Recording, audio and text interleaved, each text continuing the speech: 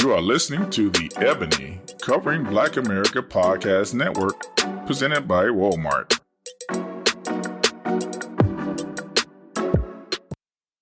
This is Holly Cotton, and thanks for tuning into my show, Beyond the Fit. If you've listened to an episode before, then you know what our goals are of Beyond the Fit. If you haven't, welcome to the party. Beyond the Fit is basically focused on going beyond just looking fit.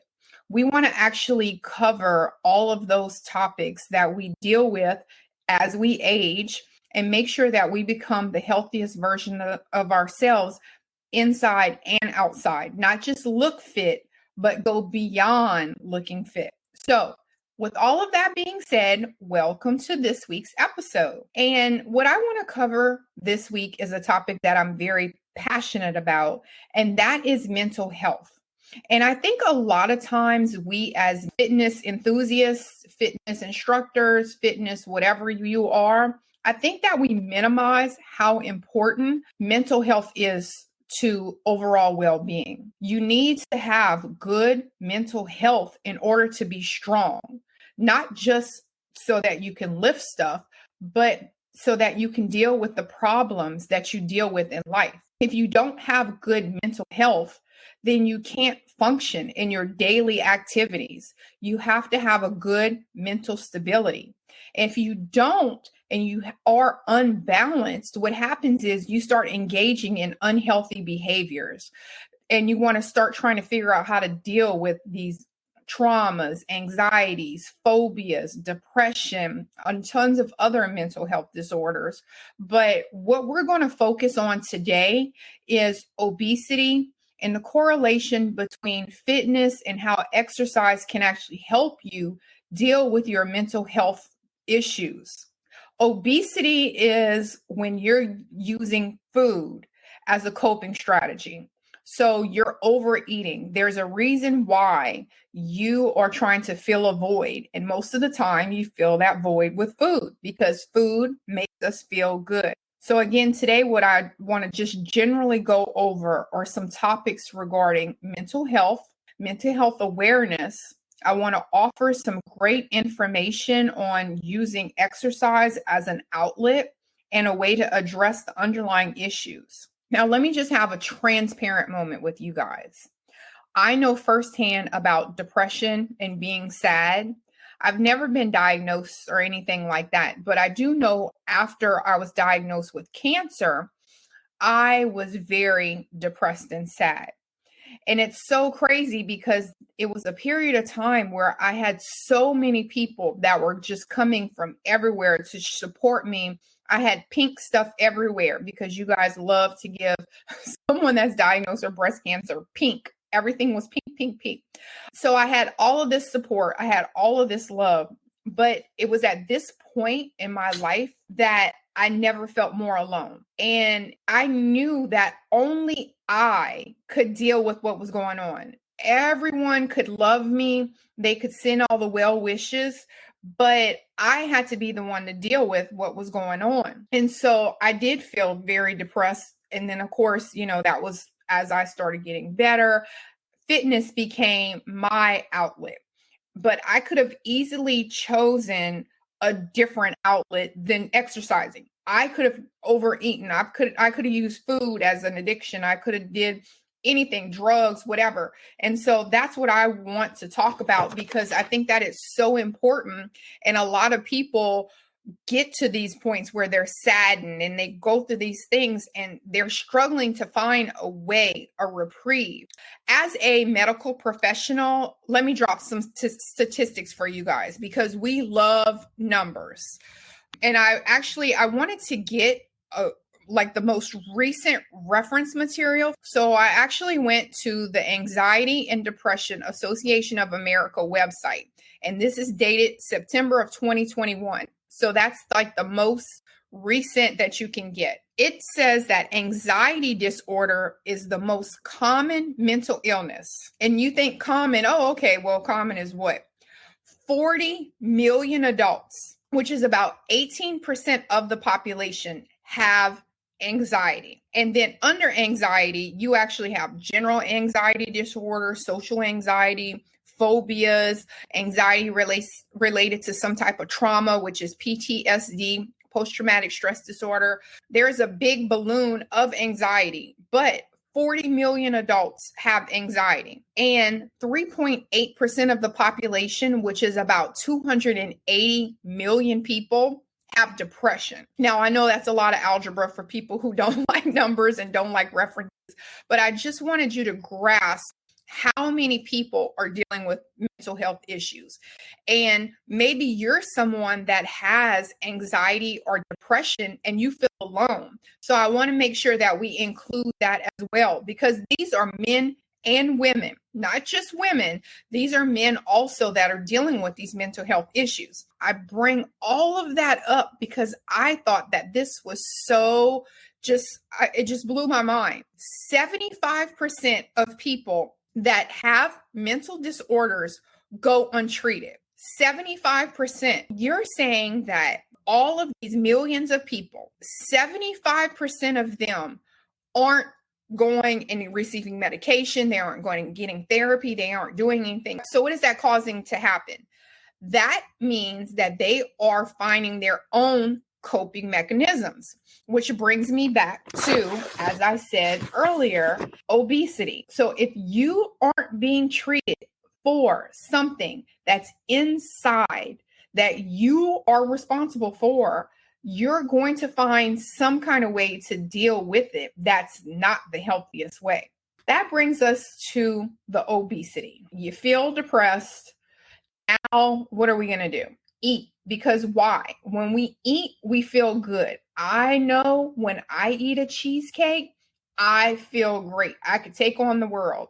So why do we feel great after we eat something that's unhealthy? Well, let me give you some scientific information for anyone that wants to know, because I'm a nurse, so I always like to know the why. What's causing that? When you eat something that is unhealthy, like carbohydrates, anything with sugar, what happens is that a chemical in your brain is released, and it's called serotonin. And serotonin is actually a key hormone that stabilizes our mood. When you're talking about chemical imbalance or balances, you're thinking about things like this. So serotonin being released, we feel satisfied and calm. We're not getting serotonin, so now we don't feel that calmness. We have the urge, we have the craving, the chemical in the brain that helps us feel satisfied, helps us feel calm. What happens when you eat a tub of ice cream? I know you go lay down. You could probably take the best nap ever because you're soothed. It fulfills you. Even when you eat something greasy, you get some fried chicken or something else. It's the same thing. Those carbohydrates get absorbed into your body and you feel sort of a euphoria. You feel like, oh man, I feel at peace. So what we're trying to do is switch that thought process and switch that chemical imbalance. Because let me tell you something else that causes the same serotonin excretion in your body: exercise. When you exercise, you are actually producing the serotonin. So that's why when you finish a workout, you are like, I feel great. You feel full of energy. You have that calmness, whatever. Now, I'm not saying at the beginning, because I too struggled just like you guys. And I try to be completely transparent, because some days I don't feel like going to the gym either. I don't feel like dealing with just the whole thing. I'm just like over it. But after you work out, that feeling that you feel where you can take on the world, you feel stronger, all of that, that's coming from the endorphins, serotonin, all these other chemicals that are being messed with in your brain that cause you to be at a happy place. The same chemicals that are also used in medications to change the way that you feel. Do you see where we're going here? Instead of being dependent on medications as a coping way of dealing with any kind of mental disorder, depression, or anxiety, I'm saying maybe add fitness to your regimen, in no way taking away the treatment that your doctor has prescribed to you if you are getting treated. I am talking to the untreated people who are using food and other unhealthy behaviors as a way to cope with those feelings of depression and sadness and loneliness. Fitness and exercise can go hand in hand in those types of things. We're going to take a break and we'll be right back. Welcome back to Beyond the Fit. I just wanted to just talk about that in general and just have a platform. I would love to continue to talk about mental health. I actually have a guest that is coming on in the next segment, and we'll actually have a conversation about that and mental health in men and what's going on and things like that. So that will be really exciting. But I just wanted to talk about it because if you are obese, if you are dealing with mental health, if you have an issue, this is a chance for you to have some kind of way to deal with it. You might be depressed because you can't walk. You might be depressed because you have something else that's going on that's underlying. You have diabetes. You might be depressed or you can't go outside because you have some type of long-term effects from COVID. Respiratory issues are a big problem with people and gaining weight because you cannot just get up and go walk and run and do things that you were doing at a different activity level. All of that, knowing that you have restrictions, what are some things that you can do? You can walk, go walk your dog, take the stairs at work, park further in the parking lot and walk 90 parking spaces to get into the store. Focus on your diet. That is a key thing that you can do. Even if you can never get out and walk or have any type of mobility, you can control what you put in your body. You can control what you eat. Stop making excuses. That's the one thing that you can control. So think about that. Think about, well, what am I eating? Am I overeating? Am I eating unhealthy things? Whatever it is, you can change, but you have to be the one to do it. Like I said, mental health is something that's internal. So you have to find what those factors are, what those things are that you can plug in, that you can take away so that you can be the healthiest version of yourself. Again, all of this to say mental health, fitness goes hand in hand.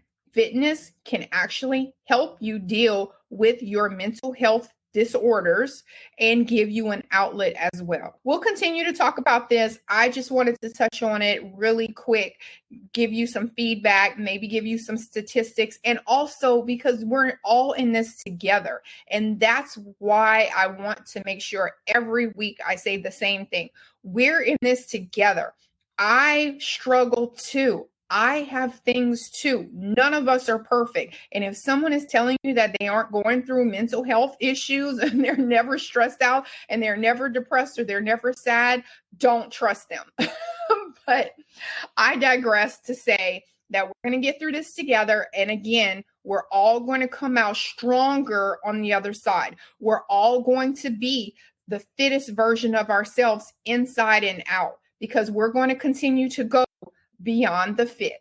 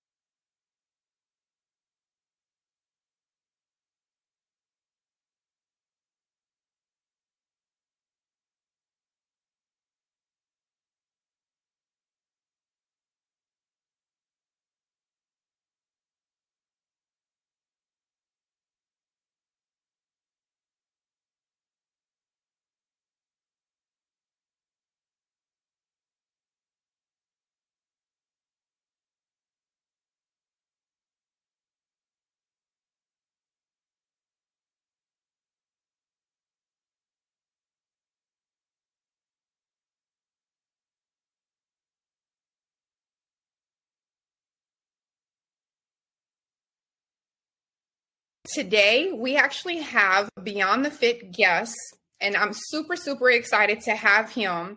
I definitely wanted to make sure that we had a guest because I really want to bring awareness to men and mental health issues. I know there's a stigma where men can't be soft. It's not cool to cry. They go through things and they're not able to project those things as well. Mental health is not just a women's disease. And that's why I am so excited to introduce you guys to Kevin Dedner, who is actually the founder and CEO of Hurdle, which is a teletherapy mental health company that's focused on Black and minority individuals. So welcome, Kevin. Thank you, Holly. Thanks for having me. All right. So the first question I want to ask is, obviously, tell us about yourself, your relationship with mental health. Like, why is this your passion? Why are you doing what you're doing? And then tell us about your company. Yeah, that's a great question. First of all, Holly, thank you for the work that you're doing. I've been tracking you for a number of years, and you are certainly an inspiration to all of us who are trying to take better care of ourselves. And so I really appreciate you raising this conversation about mental health. It does really fit into this conversation around fitness. Honestly, I got into this conversation by circumstances of life. A few years back, I was growing my public health consulting practice, and I worked myself into mental exhaustion. And before I knew it, I had fell into a period of depression. And I ultimately saw 3 therapists before I could find a therapist who I could form a connection to.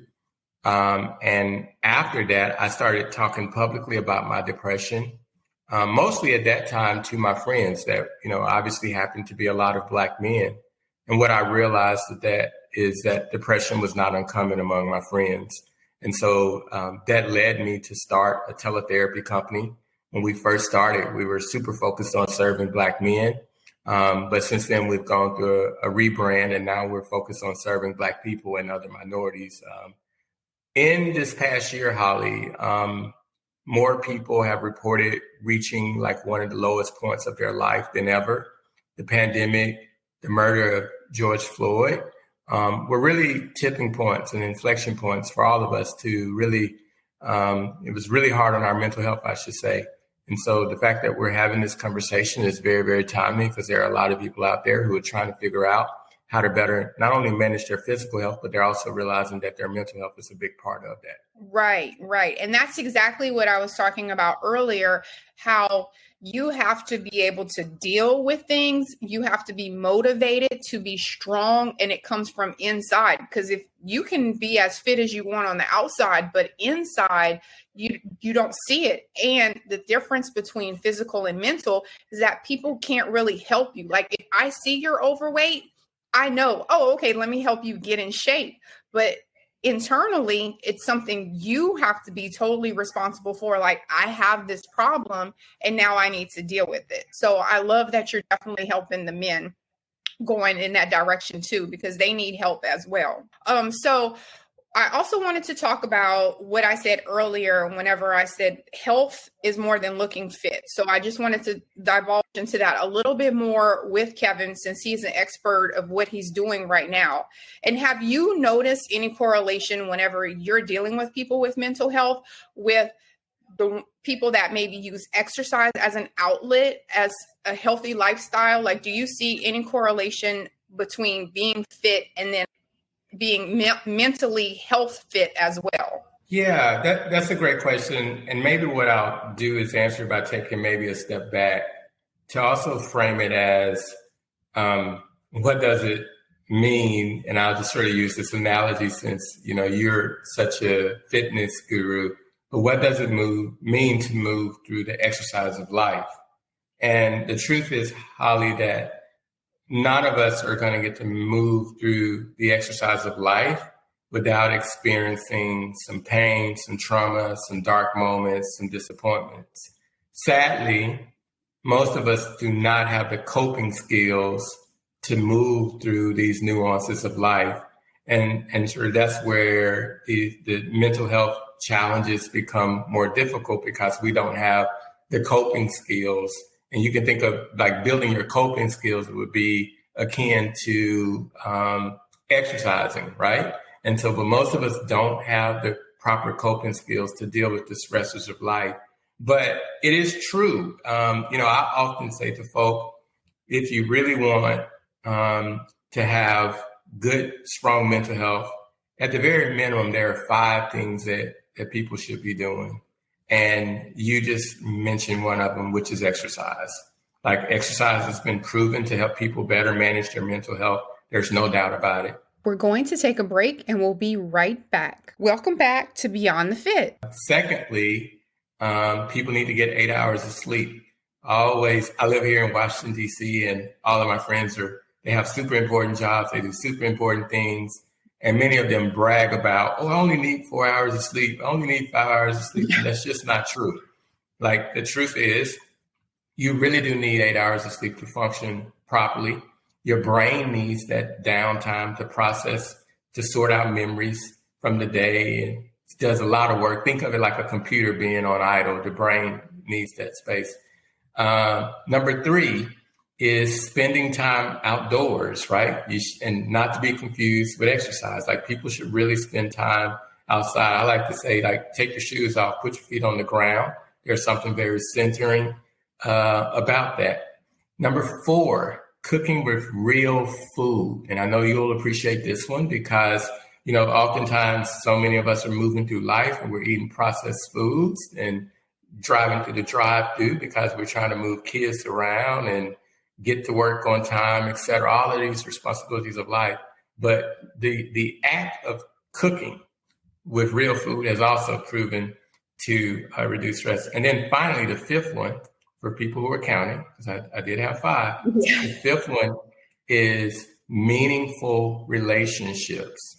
And these are just 5 tips that people could put in their toolbox today. There are 5 exercises, if you wanted to sort of think about it in that way, that people can add to better maintain their mental health.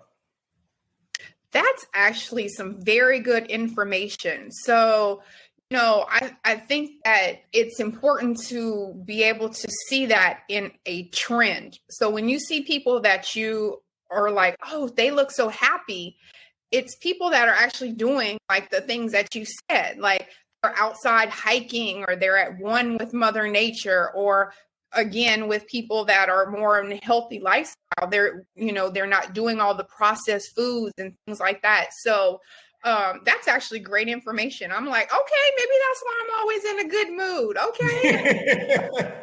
Well, these things, they're quite intuitive, right? Like, I think that there's something about us as humans, like we know what we need to do to maintain ourselves. Unfortunately, like when we sort of get in this quote exercise of life, we start to take certain things for granted. Like we know we should eat real food. Mm-hmm. We know we should eat vegetables. We learned that a very, very long time ago. We know we should drink plenty of water, right? 80% of our body is water, right? Isn't that right? It's a number like that, something like that. So that's like pretty obvious, but we get sort of in the demands of life and take those things for granted. But if people, want to be happy, they want to like perform at their best, it's not enough to take care of your body. You also have to take care of your mind. Like that is peak performance. And I know probably a lot of your listeners, they follow you because, of how well you take care of yourself too. But I know that that part of peak performance is a strong mind as well. Right, exactly. And that's my whole philosophy with Strong Squad, because we can go and work out and be beast at the gym and everything else, but are you strong enough mentally, spiritually, all of those things? Because that workout stuff only lasts for an hour or 2 hours. You got a whole rest of the day to live your life. And if you aren't together, that's a lot of hours to be miserable. So excellent point. You guys take notes. That was 5 key points to make yourself a priority. Episode 1, I fussed about being a priority and making ourselves a priority. Quit taking care of everyone else. So Kevin already gave you 5 things that you can start doing tomorrow. So I also wanted to bring up anxiety. And I mentioned earlier about how common anxiety is. And I know that having a loss of control stops anxiety. Amplifies anxiety, because you have all of this social anxiety and phobias and things like that. So I think that contributes to a lot. And I know as a professional, fitness professional, and a professional in the medical field as a nurse, I've seen personally how exercise empowers people. And I try to tell people that as well, like anxiety and control of something helps you. I'm going to the gym, I know I'm getting stronger. I couldn't lift a weight before, and now I can lift a weight today. So do you have any experience with the anxiety aspect? And can you offer anything, like, do you have 5 tips for anyone that has anxiety? Because again, I did not know how common it was until I started looking at the research. So do you have any information or, any tips about anxiety and how you help, especially men? Because again, it's a stigma. Men can't be anxious. They're supposed to be controlled at all times. We're looking at them to be that resource and that leader. So do you have any suggestions or anything for people? Yeah. So the first thing I would just also try to calibrate the conversation, because there may be people who are listening to this conversation who have experienced anxiety, depression before themselves. And then there are probably people who, in the midst of this pandemic, has now started to experience these things for the first time. And, I guess what I would do is really speak from the individual perspective of my single experience, and how do I manage my anxiety, my stress, because like all of us who are sort of experiencing life are going to have to deal with it. Like it's none of us really get to escape these responsibilities of life. And at any given time, they can seem to be too much for any of us to bear alone. But, me individually, I think it's really important, Holly, that people develop like their own routine. So for me, I'm up very early in the morning, and I start my mornings with prayer and meditation. And that's a really good way to sort of center my day center myself for the activities of the day. But then also, Holly, when I'm moving through the day and I have moments where I'm feeling anxiety or feeling stress, and I can feel, sort of this elevated feeling in my body, I have, a couple more tools that I'll share with folks that I think are really— Give us the secrets, Kevin. Give us the secrets. So the first thing is we take for granted breathing, right? Most of us are breathing very unconsciously. We're not even aware of how we're taking breath and so forth. And so, one of the things that I would advise people, like as a real tactic, is to learn to take like deep belly breaths, breathing in and then out through their nose. Like that literally can calm your body down. Then I also have this other technique that I like to play, where I start at the very, very top of my ears and I squeeze as much meat as possible. I come all the way down, Holly, and I get to the very lobes of my ear and I squeeze as tight as I can and I pull down. And that literally will like pull my entire body down. So, those are just 2 techniques that I use. But what I would just say, because I think folks are listening to this conversation and they're trying to figure out how to move through life, how to deal with their mental health issues, and particularly men. Meditation is also a proven like way to deal with anxiety, to deal with depression, to deal with stress. Like it works. And, part of like my work at Hurdle is to really introduce Black people and other minorities to these techniques to help them deal better with stress. Because the other thing, Holly, that we've not talked about in this conversation is when you don't learn to deal with your anxiety, you don't learn to deal with your stress, ultimately that starts to negatively impact your physical health. Like, that is not a good thing. And so it does us well to learn to deal with these things early on. I didn't quite answer the question that you asked me, but I gave a No, you did. And you gave us some, we call it in Louisiana, lagniappe, because you gave us some extra little tools to take away too. I'm already like, oh, earlobe. Okay, yeah, you try it and you let me know how it would move real. I am when I'm not on camera. I'm sure gonna do it right. But that's exactly what I was saying in when I was talking earlier, and I was just talking about the importance of having those coping strategies, because if not, what happens is you are projecting unhealthy ways of dealing with it. And a common thing that people do is food, because I'm not going to go into it all over again, but how carbohydrates and sugar, how it makes us feel. So we feel that sense of calm and all of those things. Absolutely. Whereas instead of using the food, let's use some realistic things. Like you said, go walk around, get your feet in the grass, or do your earlobe or the deep breathing or whatever. Don't eat a box of chicken to make yourself feel better, because then now there's nothing positive that's going to help your physical appearance from that. It actually will cause more issues, because now you're overweight, your self-esteem goes down, you have all of this stuff. Now you have to lose the weight again. So great points. And just to sum up what you just said about the anxiety and dealing with that as well, I want our listeners to know that these are all things that we're giving you because we want you to be able to take control of your life. And we want to give you these little tidbits so you feel empowered. You can go work out. You can go do these things. And that makes you feel stronger. We're giving you all of these tools. Okay, now you know how to maybe implement some of the things that Kevin said for when you feel anxious or when you feel a certain way. So all of that helps you become stronger, because now you're like, wait a minute. Before, I used to get really, really down and I didn't know how to pick myself up.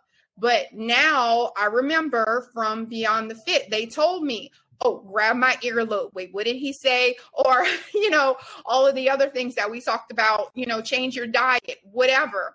That's really, really great information. And I'm so happy that you shared that with us as well. To sum up everything and to wrap up all of that stuff, final moments for you, whatever it is that you want the listeners to know and to take away. And not only that, but then also talk a little bit about your company, how they can reach you and what services you provide, that kind of stuff too. Yeah. Well, first of all, as we wrap up, I guess I would just say thank you for the work that you're doing. I really, really do appreciate the work that you're doing. I think it's going to take all of us to create the type of world that we want to live in, and all of us are doing our part. I mean, at Hurdle, we are a teletherapy company that provides teletherapy focused on culturally intentional teletherapy. Our company started in DC, Maryland, and Virginia. We're expanding now into the states of Texas, California, and Massachusetts. And so people can follow us on Instagram at Hurdle app. If you're interested in services, you can visit us at hurdle.health.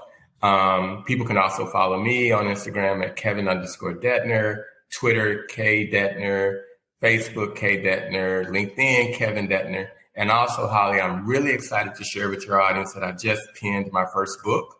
It is called The Joy of the Disinherited. And so people can find the book on Amazon, in your local bookstores. Walk in and ask them to order it for you. But it is all about my journey in mental health and how I found my way to, good mental health, as I like to describe it, and how I unpacked all of the half-truths I've been told about myself. But, our company's here to help folk and, to help people live and achieve their fullest potential. And so I'm excited to partner with people like you to do that work. Well, good. And that's exactly what I always talk about as well, like taking your passion, taking something that happened to you and you make that your purpose in life. And you're like, you know what? I believe in this like nothing else. Like this is, I can see it and hear it whenever I see your post or I hear you speaking about it. So that's just so great. You guys, I'm going to wrap up. If you listened to episode 1 last week, you know that I told you that I do something called a life check at the end of all my shows. And what I want to do is I want to make sure that we reiterate what we talked about so that way you know what to take with you. So first, I am definitely not telling you to stop taking your medication if you have a mental health disorder. This show is not to contradict anything that your doctor or your therapist or whoever has put you on, whatever your treatment is. All we're doing is giving you supplemental information that can help you deal with your mental health. But please do not say that Holly told you to stop taking your medication whenever you work out. Not that. And then we want to also say, make sure, don't be afraid to deal with those mental health issues. Like Kevin said, there's tons of people that are dealing with this, very, very common, especially in minorities, because we aren't getting those same resources. So make sure you own it. Do not stop dealing with that. If you have anything, please don't just push it under the rug. It's okay. It's accepted and we're going to win. We're all doing this together. And then remember, I told you, start exercising. Go walk the dog. Like Kevin said, separate exercise. Just go outside and do something in the street. In the yard and get your trees and your grass and all of that great stuff. Start focusing on your diet. I preached to you in the first part and Kevin reiterated it. Make sure you start using some healthy ingredients whenever you're cooking. Like these are things that you can control. We just have to stop making excuses for our behaviors. Like take ownership today. I said before, you are a priority. You deserve to be healthy. And like I always say after my life check, I'm following up behind you guys. So don't think you're going to take this information and start and then stop and not continue. So we will continue to have checkpoints, all of that great stuff. I'll have all of Kevin's information. If you guys actually look on the podcast information about the description of this podcast, I'll have his contact information in there as well, along with my information for my Instagram and website also. So this is Holly Cotton and Kevin Dedner, and thank you for joining in on Beyond the Fit.